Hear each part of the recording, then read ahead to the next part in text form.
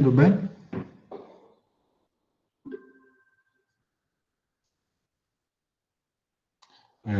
Boa tarde. Primeiro, eu sim gostaria de agradecer, né, pela sim, oportunidade de eu poder estar trazendo esse trabalho para a SBI. Eu lembro que eu fui membro da B3 há alguns anos atrás. Eu sei como é difícil. Eu estou achando ótimo o jeito que ela está sendo feita esse ano. Então, eu queria dar sim, os os, é, os, os, pa- os, pa- pa- os parabéns para todo esse grupo, tá? Bom, primeiro eu vou, assim, falar um pouco sobre a minha formação, né? Que eu me formei na CIEL, na turma de EB, fiz o mestrado também no CINDEBIC, né?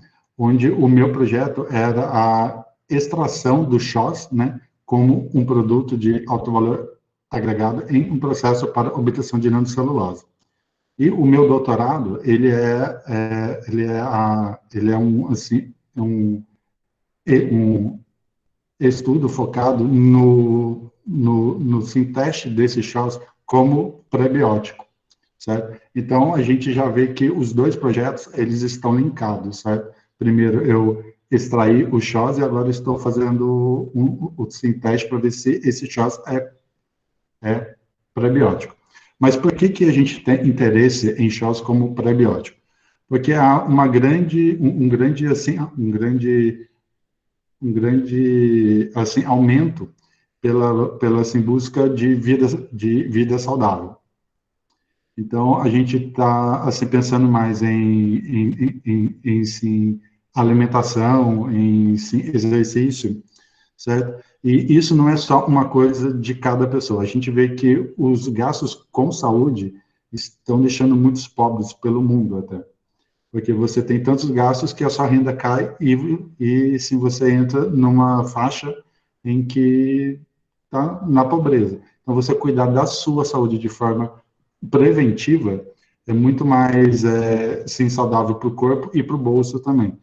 Então, a gente pensa como cuidar dessa saúde. E aí a gente vai ter que olhar para dentro de nós que, que, que, que se entra as bactérias que vivem dentro de nós. A gente tem cerca de 100 trilhões de bactérias. Elas estão espalhadas por todo o nosso corpo, tanto na assim, pele, no sim, olho, cabeça, boca, tudo. E, sim, e em cada área que tem essa bactéria, o seu ambiente e a população que vive nele é chamado de microbiota. Então, a gente vive de sim, forma, forma simbiótica com essas bactérias. E a gente entender melhor ela vai fazer com que a gente possa usar isso ao nosso favor, certo? Então, um dos lugares que mais tem bactérias é a nossa microbiota intestinal. E vários estudos já se viram que uma boa regulação dessa microbiota, dessa população, faz surte efeito em várias outras doenças, como sim, autismo, depressão, Parkinson, em diabetes. Então, você ter uma boa regulação dessa microbiota faz você ter benefícios para a sua saúde. E quais os meios mais práticos para a gente regular a nossa microbiota? Primeiro, a gente precisa saber o que tem nela, para a gente saber como que a gente a regula, né? Então, ela é composta por bactérias que são patogênicas também, certo? E por bactérias que causam efeito à nossa saúde. A gente vê que as bactérias que mais estão presentes são as que fazem bem para a nossa saúde. Mas a gente sempre tem que assim, tentar deslocar esse equilíbrio da população bacteriana para o lado das bactérias boas, certo? Porque a gente busca saúde. Então, como que a gente faz essa regulação? Nós temos dois métodos. A gente pode, assim, fazer pelo uso de probióticos, que são o quê? Você, assim, ingere a própria bactéria viva em, em volume, em quantidade, assim, adequada, que ela vai aumentar essa população das bactérias boas e, com isso, você vai ter efeito benéfico na sua saúde. Outro método é pela ingestão de pré-bióticos, que são o quê? São substâncias que são, são seletivas para as bactérias boas. Isso é, você está dando um alimento para a sua microbiota, para a sua população, em que as bactérias boas vão ter preferência para consumir. Com isso, você vai estar aumentando também a população da bactéria boa. Então, são essas duas maneiras básicas, assim, que são mais usadas, né, para uma regulação.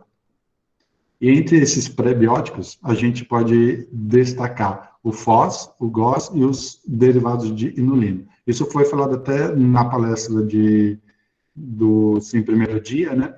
Que esses são os pré-bióticos mais utilizados, porque eles já são estudados há mais tempo, já tem muito mais base. Só que tem uma classe de pré-bióticos que são os emergentes, né? Que eles vêm ganhando destaque por, assim, diversas, assim, razões. Um deles é os xilooligosacarídeos, o SHOS. Uma das grandes vantagens que ele tem em relação aos outros pré-bióticos é que você precisa de uma menor dose diária. Isso foi um problema até que a professora falou na assim, primeira palestra, que é muito difícil você alcançar a dose mínima diária que a gente precisa.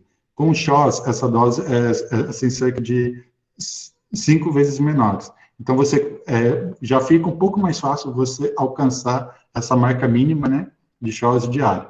E tem, assim, estudos que se mostram que o SHOS é um substrato mais seletivo para as bactérias boas do que os outros prebióticos, embora eles também sejam muito seletivos.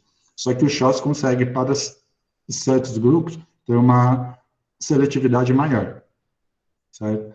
E o SHOS já vem sendo usado, né, no Simundo, né? Os assim, primeiros relatos no Japão, em 1993.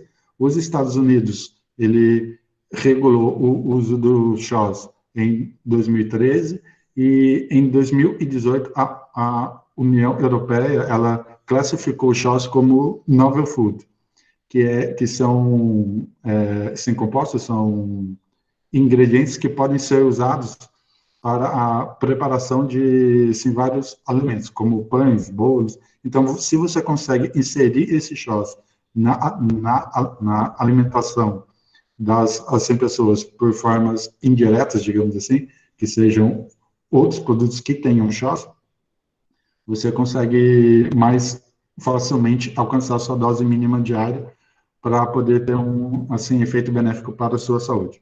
Mas o que é o SHOS? A gente sempre fala muito dessas siglas, né? Eu trouxe aqui um pouco para poder explicar. A gente tem muito aluno, né, de EB, então, para poder já se ver um pouco mais da parte química. Quando a gente tem uma molécula de xilose, que é um assim, açúcar, você tem um monômero. Quando você tem dois, você já começa a ter uma cadeia de monômeros de xilose, digamos assim, porque são duas xiloses ligadas. E aí você pode ter 3, 4, 5, 6. Para o SHOS, não tem um número exato onde você fala, até aqui é SHOS, depois vira xilane, que é um polímero mesmo. Então, a gente tem como base o número 10, mas isso ainda não está muito claro, assim. Então, a gente diz que SHOS é todo sim, oligômero, né, de cinchilano. E aí vai a cadeia de 2 até 10, 12, depende muito do assim, autor. Então, esse daí é o SHOS. E, assim, de onde a gente pode tirar o SHOS? Ele é a sua assim, matéria-prima são os materiais lignocelulósicos. Desse, a gente assim destaca o bagaço de cana. Por quê? Porque ele tem uma alta produção, e não só no Brasil, mas no mundo todo, é cerca de 2 bilhões de toneladas por ano certo? E o Brasil é o país que mais produz, que mais processa cana-de-açúcar, quase 800 milhões. Então, aqui a gente assim resolve, digamos, outro problema, que seria o volume de matéria-prima para se fazer chás. Um dos assim, problemas de se extrair um pré-biótico e não sintetizar ele é pela matéria-prima. No caso do chá, você tem muita matéria-prima, então a gente consegue extrair, né, da sincana, por exemplo, em altos volumes. Então a gente consegue atender uma demanda bem grande. Na China tem uma planta já que produz chás a partir do milho, do assim sabugo de milho, que é um outro resíduo também que é muito abundante. No Brasil, a gente é muito rico em bagaço, embora tenha milho também. Então, é uma matéria-prima bem interessante. E aí, então, a gente pensou, vamos extrair o chás do bagaço, mas a gente tem que pensar de uma forma sustentável, né? Em que a gente atenda esses três pilares. E o bagaço de cana, ele é muito rico em outros compostos também, como celulose e a lignina, certo? Então, se a gente pensar em um processo em que você consegue extrair mais produtos de alto valor agregado, você consegue deixar o seu assim, processo mais sustentável. Lógico que você tem que fazer a análise dos assim, impactos que tem no assim, ambiente e na sociedade, né? Mas se a gente for pensar na parte do processo, a gente tenta extrair o máximo possível da nossa matéria-prima, faz com que esse processo seja mais sustentável, ou tenha mais chance de ser sustentável. Então, a gente montou uma linha de processo para obtenção de nanocelulose, que é um produto de alto valor agregado, que dá para ser obtido a partir do bagaço de cana. Por que foi escolhido esse produto? Porque o grupo de trabalho que eu estou inserido, ele é muito focado, ele é muito forte em nanopartículas. Então, a nanocelulose, ele vem de, assim, encontro com a chance de poder obter produtos de alto valor agregado a partir do bagaço. Então, você tem o bagaço de cana, você tem tratamentos para se obter uma polpa que é rica em celulose, e aí você refina ela para se obter a nanocelulose. Então, durante esse tratamento, a gente pode extrair o chás por vias ácidas e a lignina por via alcalina. E foi esse o meu trabalho de mestrado, fazer essa extração do chás por via ácida do bagaço de cana dentro de um processo para se obter nanocelulose e lignina. Então, eu fiz todo esse processo, certo? Até chegar nesses três produtos.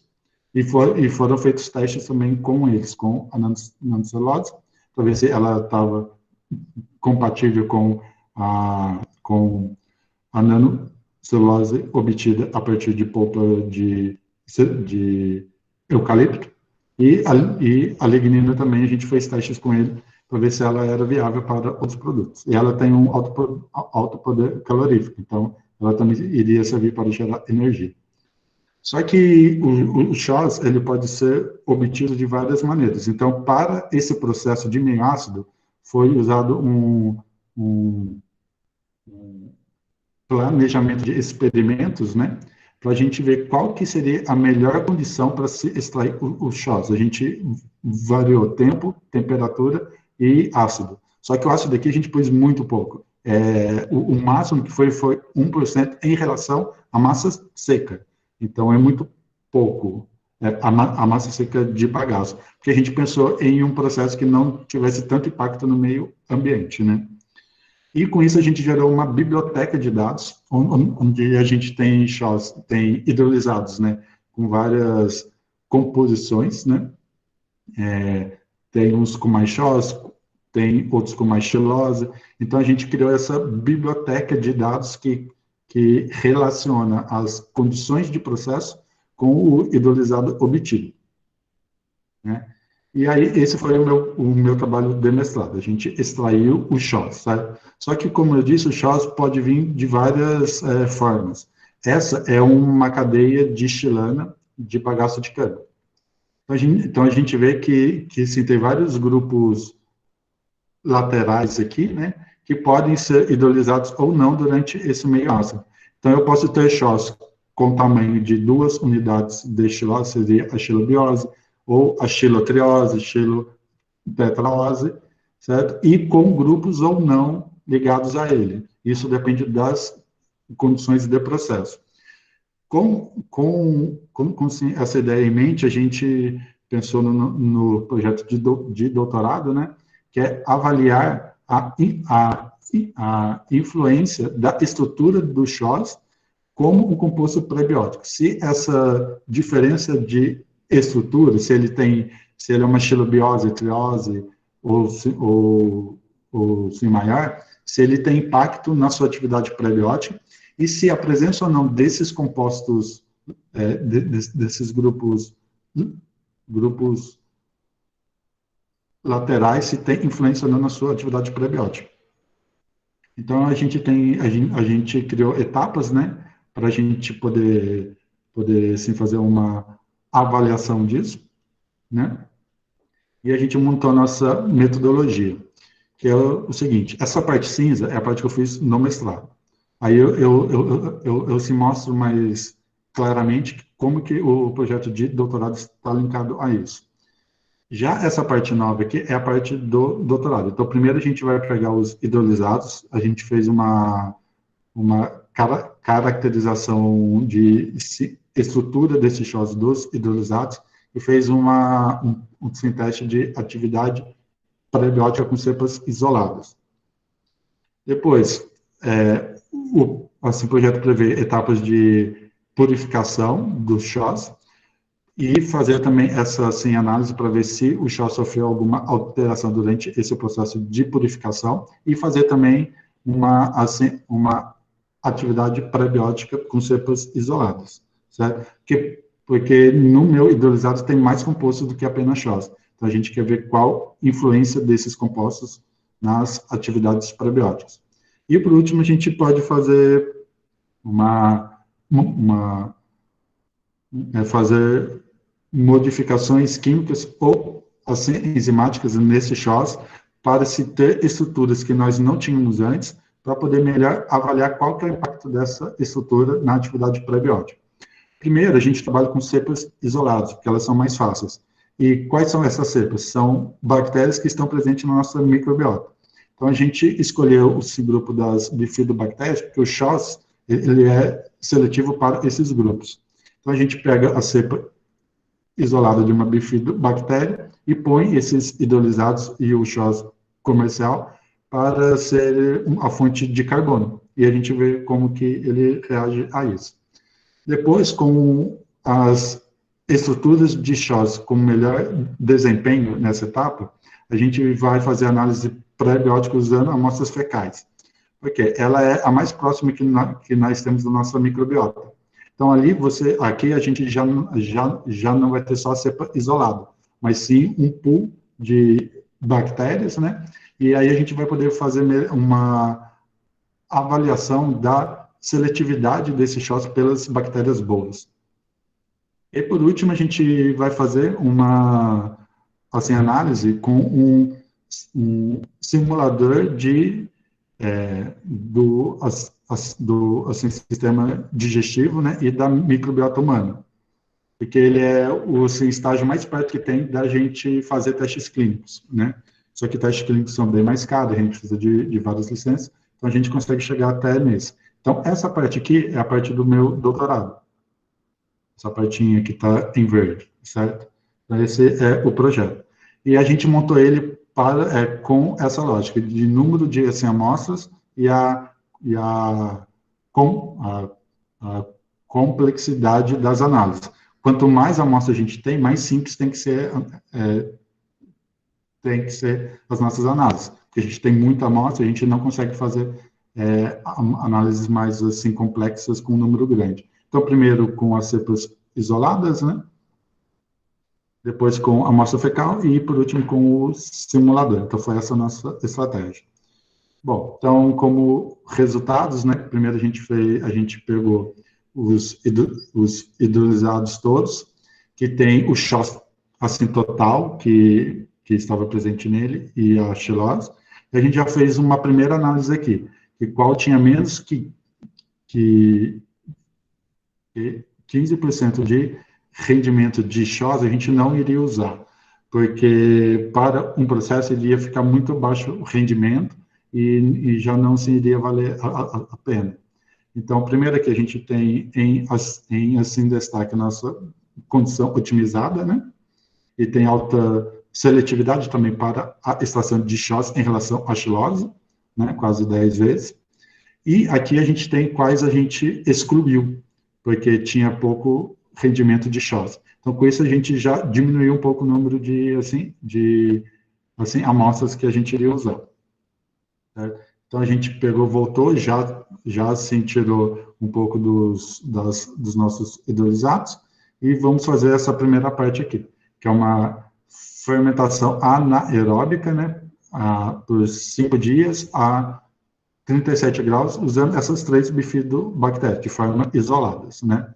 Então, a gente fez uma análise desse XOS, de qual era o tamanho desse XOS. A gente consegue medir até 6 pelas técnicas que nós temos hoje no laboratório, né? Então, a gente vê que o hidrolisado 4,5 e o OT, que é o otimizado, ele apresenta maior nível de XOS totais, mas esse XOS é maior que 6, você vê que é a cor rosa. Então, a gente vai ver se isso vai ter influência ou não. Já o XOS comercial, a gente pode ver aqui que ele tem ele tem cerca de assim 70% de XOS até 6, certo? Então é bem alto e é muito próximo do hidrolisado 3 também, até as suas divisões. Então parece que o 3 é o mais próximo que a gente tem do XOS comercial. E aqui a gente tem glicose também, que é o substrato universal, né, dessas bactérias, que é o nosso controle. Então, a gente fez uma análise... Opa, desculpa. Aqui tendo o grupo assim, acetila, né, que estavam presentes nesse XOS também.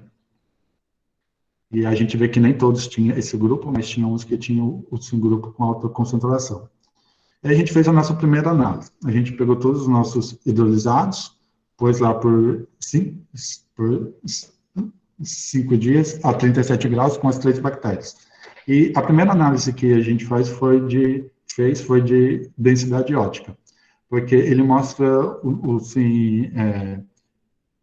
o quanto de célula que foi gerada nesse meio, o quanto que essa bactéria cresceu por densidade ótica, que é uma técnica simples.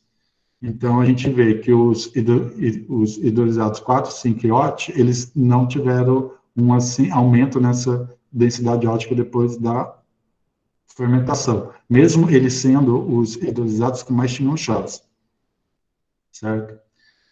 Já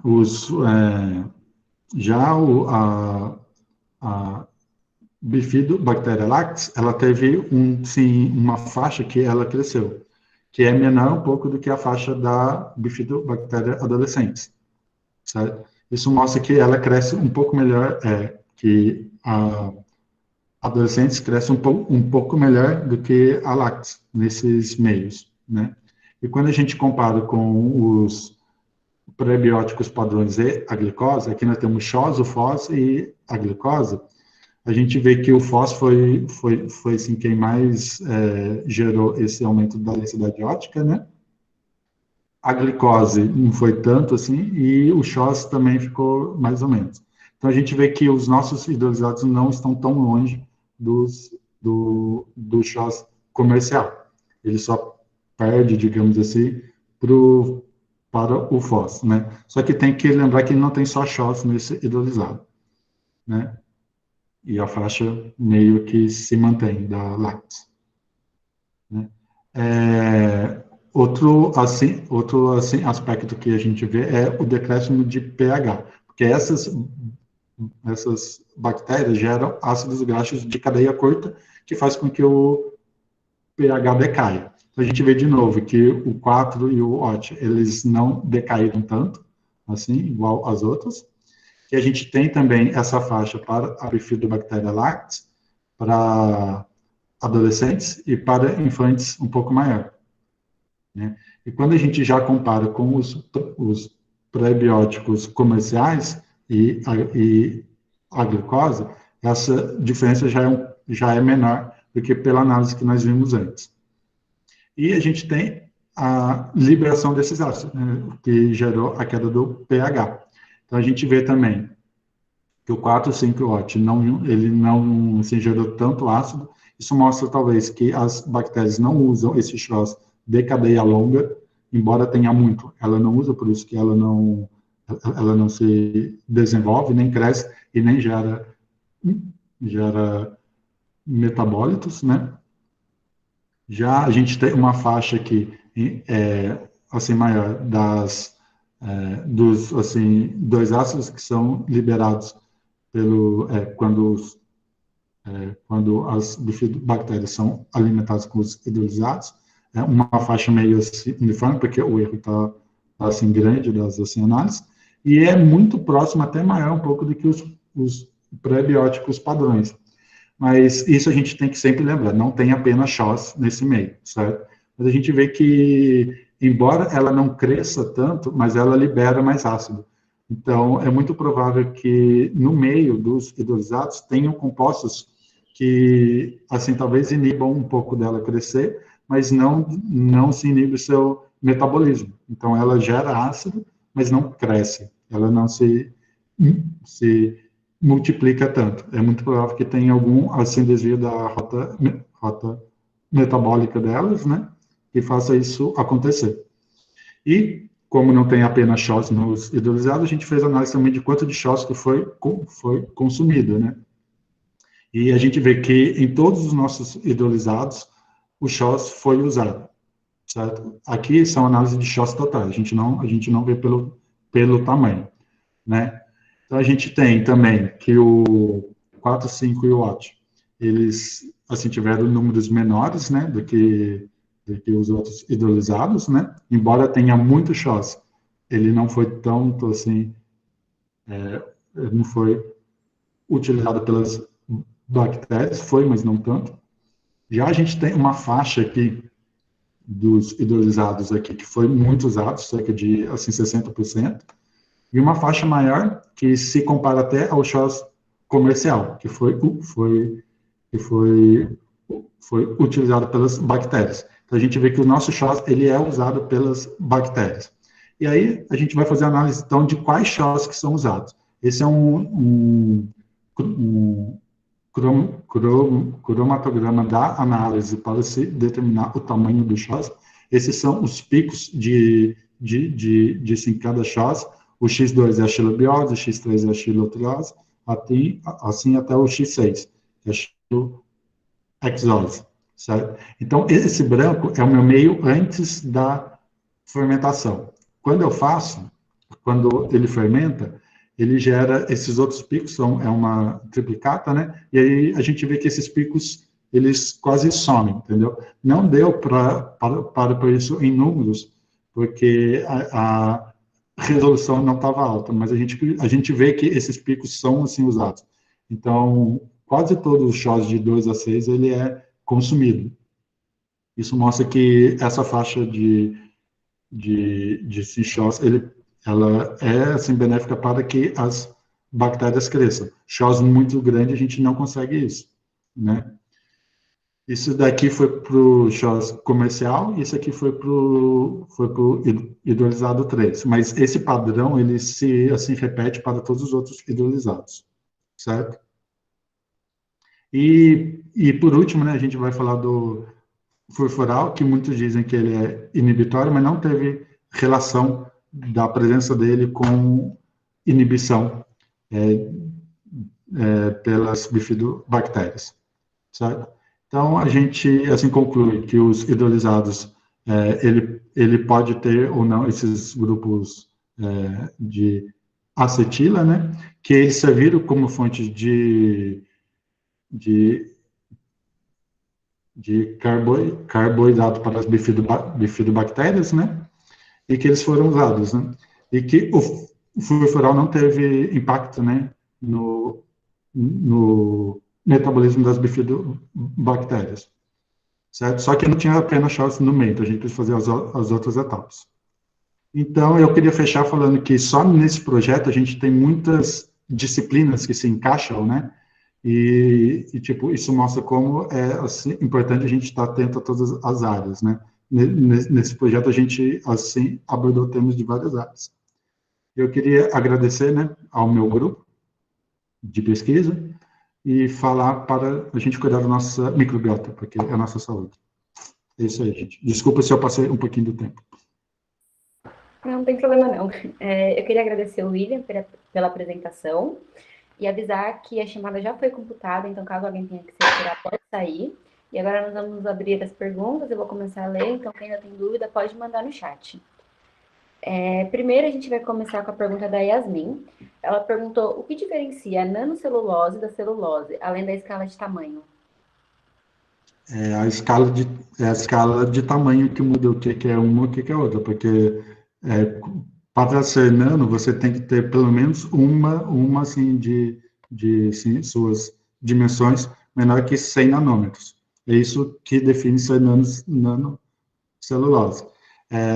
Pelo termo, é isso. Só que na prática você tem os estudos apontam que quando você trabalha com nanocelulose, você tem uma assim, área maior de superfície, e isso pode gerar benefícios em várias propriedades dos materiais em que você está usando esse composto.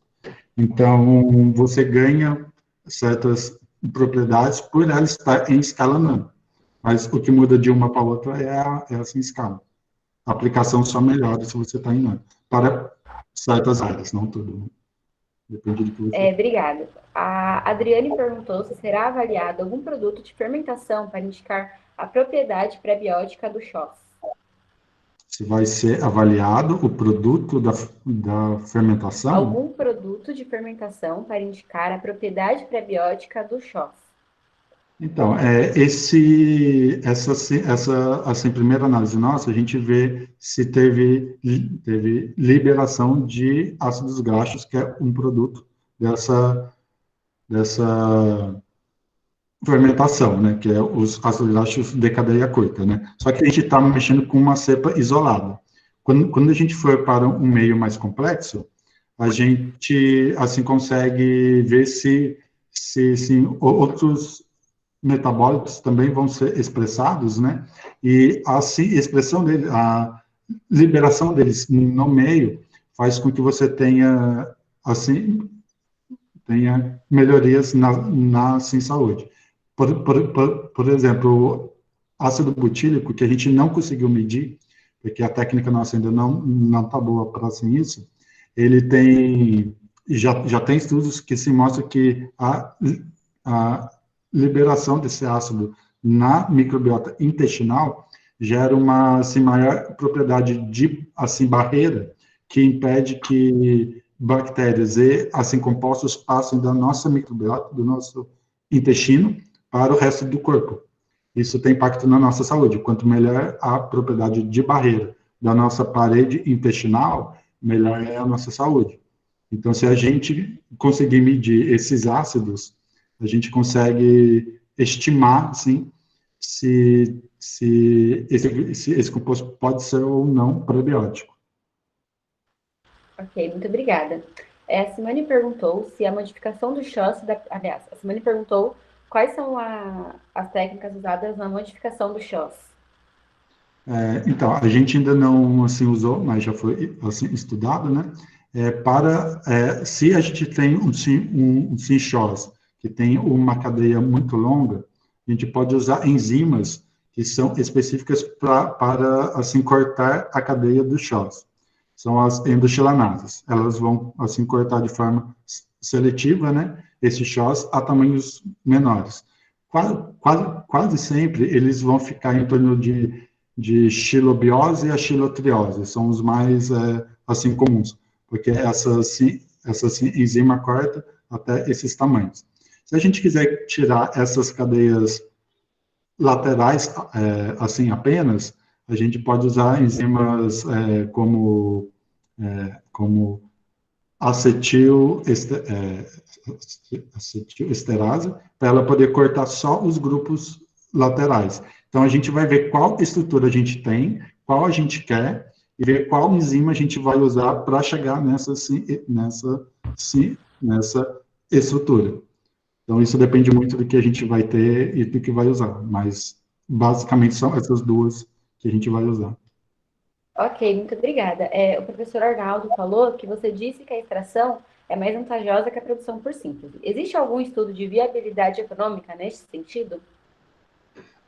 Eu não vi, assim, nenhum desse, assim, sentido, porque eu só não vi, mas pela lógica que a gente pensa, é o seguinte, para se fazer a síntese, você primeiro precisa chegar no simonômero, e aí você fazer a síntese. Se você consegue extrair ele já de forma direta, você tem o bagaço, extrai ele já, você tem menos etapas, então é muito mais provável, não tem estudo, mas para mim é uma coisa mais lógica, que você fazer isso daí vai ser mais, vai ter menos custo, porque você tem bem menos etapas, você não vai usar bactérias, não vai usar nada para poder sintetizar isso. Então, você só extrai já da forma que você vai usar. O nosso intuito é não usar nem enzimas quando a gente for fazer o nosso produto final. É a gente ter condições de processo que já extraia esse chós do tamanho que a gente quer.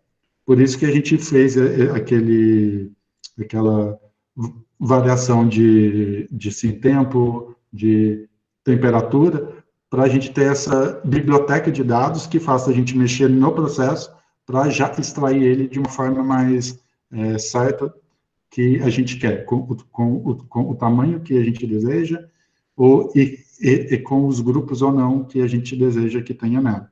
Então, por etapas, a gente acha que é mais barato você extrair do que você sintetizar.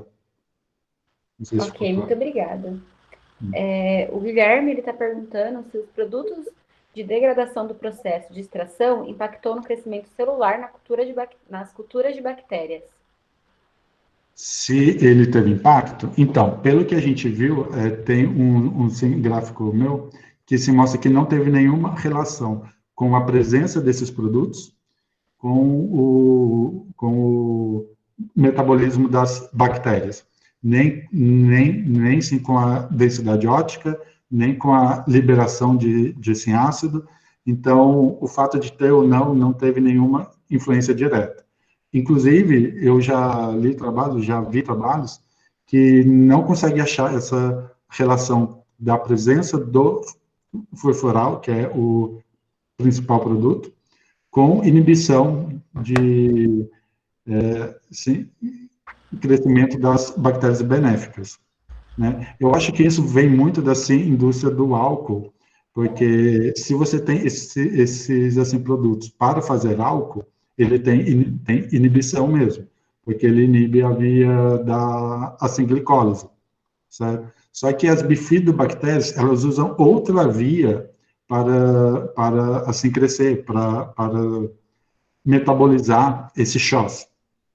Então, não é a mesma via.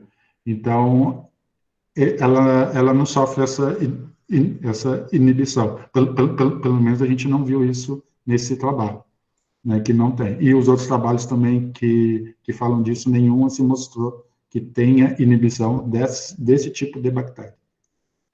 Ok, muito obrigada, viu, William? Eu vi que tem uma pergunta de um dos avaliadores, então agora eu gostaria de passar a palavra para os avaliadores, professor Segato e para o professor Flávio. Obrigado, viu? Obrigado.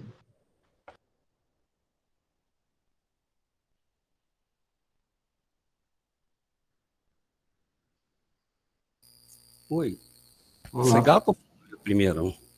Ô, Flávio, ela tinha mandado a pergunta. Tudo bem, pessoal? Oi.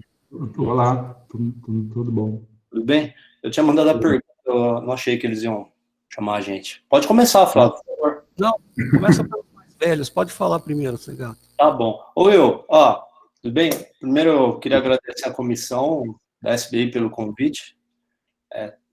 Mais uma vez, acho que vocês já receberam bastante elogio, está muito bem organizado, vocês estão de parabéns. Will, parabéns pelo trabalho, tá? Mas eu tenho algumas questões, eu tinha colocado algumas questões aqui em cima, eu queria saber de você o seguinte, bactérias são anaeróbicas, certo? Sim. Como é que você manteve a anaerobiose lá na EL? Sim, então, isso daí foi quase um ano tentando isso. Tem-se meios que eles são feitos mesmo para esse tipo de, assim, cultivo. Só que, além do meio, a gente precisa ver como que a gente, assim, fermenta. Então, a gente pegou tubos longos e pôs na autoclave, e aí, com ele aberto, né, para assim, sair, esquentou. Quando esfria, você já fecha, e o ar não volta. E para a gente ter certeza se tinha o ar entrando ou não, tem um indicador que a gente usa, que ele fica vermelho quando tem ar, e ele fica sem cor quando não tem. E aí a gente viu que deu certo a gente fazer por essa técnica. Mas a gente já tinha tentado por seringa, para se tirar ar, por nitrogênio, por várias coisas, só que estava difícil. Essa foi a técnica, tipo, mais simples até, mas que deu certo. Mas o tubo tinha que ser longo, para ele ter esse campo embaixo. Tá. Wilton, tudo bem. Aí eu tenho uma outra dúvida, que é o seguinte, você mediu o crescimento por densidade ótica, tá? Sim. E aí eu queria saber, o que você usou como controle? Como controle, eu usei o meio sem fonte de carbono, né? Que era para eu poder tirar, e um meio que tinha só o meu inóculo, né? Que seria tipo o meu zero, porque seria o inóculo que eu pus, então não iria contar no quanto que cresceu. Então, eu usei isso. Eu não fiz uma relação entre densidade ótica e massa, por exemplo, como daria para ser feito. Eu só vi o mesmo quanto que ela subiu, pela diferença, entendeu? Do que eu tinha no início e o que eu tinha no final. Porque assim, ó, você fez lá a densidade ótica, certo? Sim. E aí depois você mostrou o consumo de Schoss. Então, pelos seus gráficos, parece que, assim, é o que eu não lembro, não tenho essa memória fotográfica, mas alguns lá não bate o crescimento com o consumo de Schoss. Sim, então, isso isso pode ser explicado por dois motivos. De medida da absorvância, porque pode ser que você está medindo, talvez, seu Schoss aí, ou algum oligosacarídeo que é insolúvel, entendeu? Assim, não, mas eles todos eram solúveis pelo tamanho deles. O que eu posso explicar aqui são duas vias. Primeiro, no meu hidrolisado não tinha só Schoss. Pode ser que ela tenha crescido com cinchilose, arabinose, então esses números não batem, certo? Embora o Schoss tenha sido usado, ela pode ter usado mais coisas também para ter crescido. Outro aspecto é que eu vi o seguinte, que os hidrolisados, ele teve menor densidade ótica, né, menor diferença dela, só que ele liberou também mais ácido graxo de cadeia curta. Então assim, pode ter tido um assim desvio de assim crescer para gerar metabólitos por assim, compostos que estavam presentes no hidrolisado. Eu não sei dizer quais são, porque pelo Schoss assim puro, né, padrão, ele assim cresceu bem, mas gerou menos ácidos graxos. Tá. Daí só uma última pergunta e você já se livra. Existe uma correlação entre utilização de Schoss, tá? E a tal das bactérias benéficas. Tem que ter um balanço entre essas bactérias. E a utilização de Schoss, em determinadas quantidades, ela cria um desbalanço, tá? Então, às vezes, você acaba tendo muito bife do bactério e prejudica o crescimento de outros, por exemplo, lactobacilos, entre outros. Vocês não pretendem medir isso aí? Então, isso daí foi uma assim, questão que nós já assim, falamos dela dentro do grupo, né?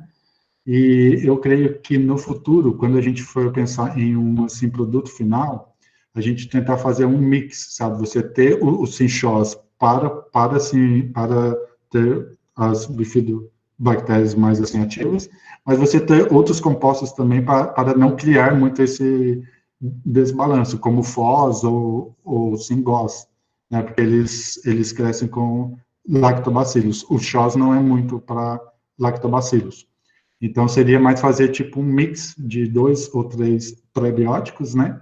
Para a gente ter menos problema de ter só uma assim, população na microbiota. Essa foi uma pergunta que eu fiz no primeiro dia, porque eu também tinha essa dúvida, tipo, se eu tiver muita bifidobactéria, o que ocorre? Muita mesmo. E eu não sei dizer ainda, porque eu não vi nenhum trabalho que fala sobre isso. Se eu tiver muita bifido. E outra coisa é, se você coloca muito X6, pouco, pelo jeito ela consumiu mais X2, X1 do que o resto. Sim, isso. Então, por exemplo, essas bactérias provavelmente elas não conseguem secretar enzimas, né? Então, qual o tamanho? Não, a gente fez o teste e ela não assim libera nada. Eu não pus aqui, porque não ia ficar longo demais, mas a gente fez teste e não achou. Ideal para isso, sabe? Então, é isso que a gente quer ver se tem influência esse tamanho, entendeu? De 2, 3, 4, 5, 6. Esse é um dos assim, aspectos que a gente quer ver. Não, legal. Obrigado. Obrigado, senhor. Eu queria agradecer ao professor Segato e ao William. Eu também queria acrescentar que a professora Graça, ela está entre os avaliadores do projeto. E eu queria agora passar a palavra para o professor Flávio Teixeira. Ok. Tá bom, muito obrigado, Gabriele. Primeiro, eu queria agradecer o convite e também parabenizar a comissão organizadora do evento. E tá muito bom, tá excelente.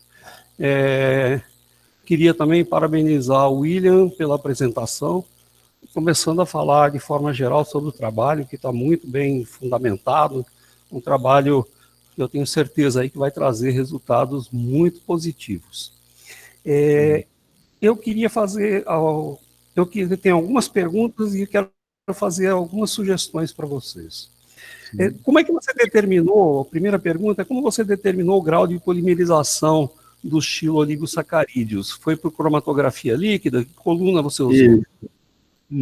Foi assim, líquida, foi a 87 P. P, eu acho que foi AP, agora eu não me lembro. Mas foi 87P, se eu não me engano. 87P, tá bom. Isso. Deixa eu ver aqui, com relação ao crescimento bacteriano, eu vi aqui que o hidrolisado 10 e 11 apresentou um melhor crescimento bacteriano do que as condições que você considerou lá otimizadas. Não foi isso?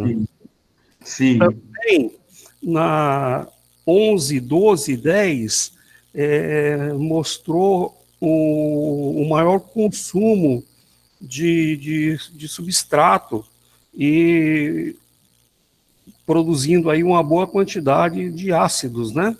Sim. Indica que a fermentação anaeróbica está indo muito bem, certo? E quais são mesmo as condições de H10, 11 e 12, William? Eu vou ter que olhar aqui só, vou ter que colar um pouquinho. Eu não sei de cabeça. O computador está meio lento, acho que é muita coisa aberta. Acho que a gente tem tempo ainda, não tem pressa. Tem um pouquinho.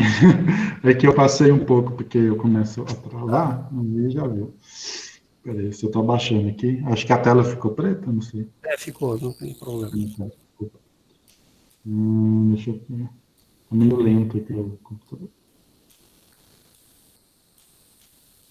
Porque, para mim, essas são as condições que chegaram mais próximas dos xiloligosacarídeos comercial, né? Não sei porque que não está apresentando. Então, a 10, ela foi a 170 graus, 30, com 0,5% de ácido. É que eu estou tentando pôr na tela, mas não está indo. Tá bom. E a composição lá? A composição da distribuição de massa molar, o grau de polimerização dessas... Então, essa 10, ela tem muita xilose ainda. Ela não é tão assim seletiva para CHOS, né? Ela tem muita xilose. Certo. Então, não seria tão ideal assim, porque ela não é pura. Mas como a gente quer ver também qual assim, estrutura que tem, né? ela pode ser que a gente use ela e tire a xilose depois, porque ela, assim, cresceu bem. Mas, Então, William, se, por exemplo, e se a bactéria estiver utilizando a xilose como substrato e produzindo efeitos, efeitos probióticos, não seria bom manter a xilose? Seria. então, seria bom, mas ela tem um problema, que é ela chegar na nossa microbiota, porque a xilose, quando a gente, assim, consome ela, né, tem uma glândula, que eu não sei o nome agora de cor, que ela pega essa xilose e não deixa ela assim, passar para o nosso intestino. E aí ela sai na urina. Tem sim um teste até que eles fazem para ver se essa glândula está boa ou não, é que eles medem o quanto de xilose sai na sua urina depois que você toma essa dose de xilose. Se ela tiver alta, é porque a glândula está fazendo o serviço dela. Então, ela não iria chegar. Mas, se você pensar em cápsulas que você toma e ela só abre na microbiota, né? Aí você começa a pensar que se tiver xilose não é tão ruim assim, se ela fizer esse trabalho. Isso, seria até bom. Sim, seria bom até, sim. Isso. Então, por isso que eu queria depois, até gostaria de discutir com você, Valdeir, mais algumas coisas depois, porque eu tenho umas sugestões. Quando você... Eu trabalhei muito tempo com pré-tratamento de bagaço de cana, a gente trabalhou tanto com pré-tratamento ácido, como o tratamento sem ácido, tudo por explosão a vapor. Sem ácido, condições otimizadas, você obtém os oligômeros de xilose com grau de polimerização principalmente variando entre 2 e 7, tá bem? Sim. Nós não detectamos, nas condições lá otimizadas, nós não detectamos oligoxilanas com grau maior de polimerização do que 8. Então, 3, 4, 8, tá, a concentração está muito grande ali, tá bem? Então, seria até, a gente pode até usar lá o reator de explosão a vapor, produzir algumas amostras nessas condições para você testar. Desculpa a pergunta, onde que é ele? Tá, no meu laboratório eu tenho lá um reator de explosão a vapor. Desculpa, eu não sabia. Sim. Certo? Então, a gente poderia produzir ali um hidrolisado de bagaço nas condições otimizadas que a gente sabe a faixa que a gente vai ter. Depois eu até mostro, tem um trabalho da tese de doutorado da Ellen, detalha bastante essas questões todas. E o bom é que a taxa de sólidos a gente pode deixar mais alta, né? Porque ele trabalha com menos água, né? Isso. Você dilui menos. Concentrado, exatamente. Isso é bem interessante.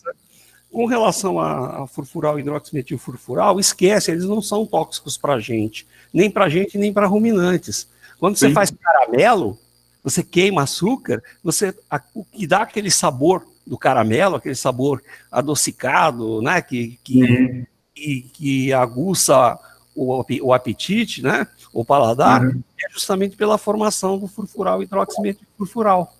Sim, mas essa cultura já vem de vários trabalhos que a gente lê que fala que uma das coisas ruins de se fazer PV ácida é porque gera isso.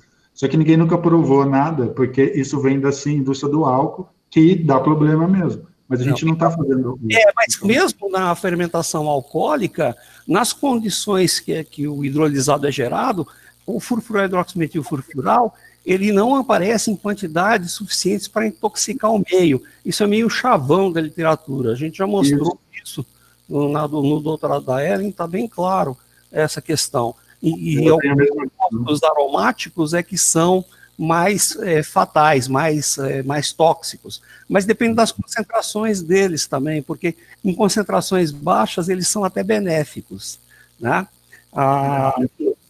Talvez. Então, eu acho que isso é uma coisa aí que a gente tem que parar um pouco de afirmar, já tem vários estudos mostrando isso na literatura. A outra coisa que eu queria falar é com relação o Erlon, que foi orientado da Tereza, trabalhou no mestrado dele com o desenvolvimento de reatores anaeróbios. De repente você pode dar uma olhada lá e utilizar esses reatores. Né? É que a gente precisa de um volume pequeno. Eu não sei se seria... volumes pequenos. E ele trabalhou com efluentes de matadouro, que no meio do sangue, daquelas coisas todas, tem muito estrume, né? E agora, recentemente, o Diego, que foi meu orientado também, em tratamento de efluentes, ele estudou a fermentação anaeróbia de resíduo de fazenda aí, né? De estrume, usando estrume de vaca, o hidrolisado do estrume de vaca. E os resultados são bem interessantes. De repente você pode olhar a dissertação dele lá para ter uma base do que acontece nesses processos e, de repente, fazer aí um reator bastante simplificado para os seus estudos, ou para um scale-upzinho, alguma coisa assim, entendeu?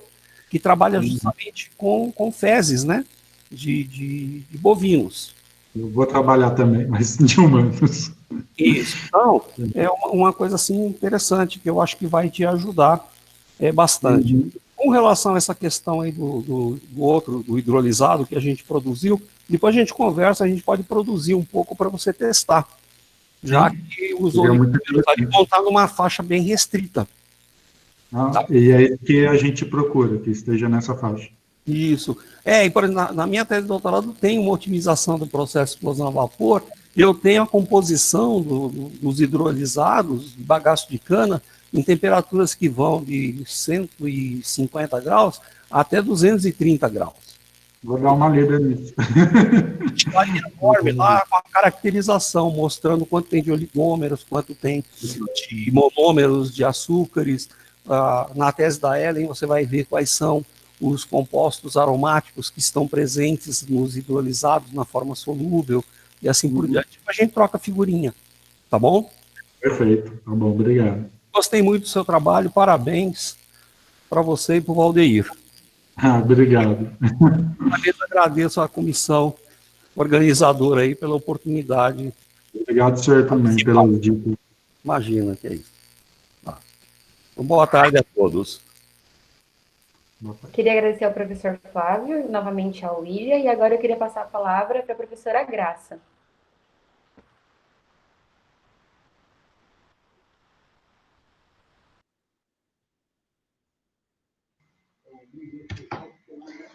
Boa tarde a todos. Agradeço também a oportunidade dessa avaliação, também ao William, ao professor Valdeir. Parabenizar também a comissão organizadora do evento. Eu acho que é um empenho muito grande, somente dos estudantes. Eu até mandei no chat, né, parabenizando o William.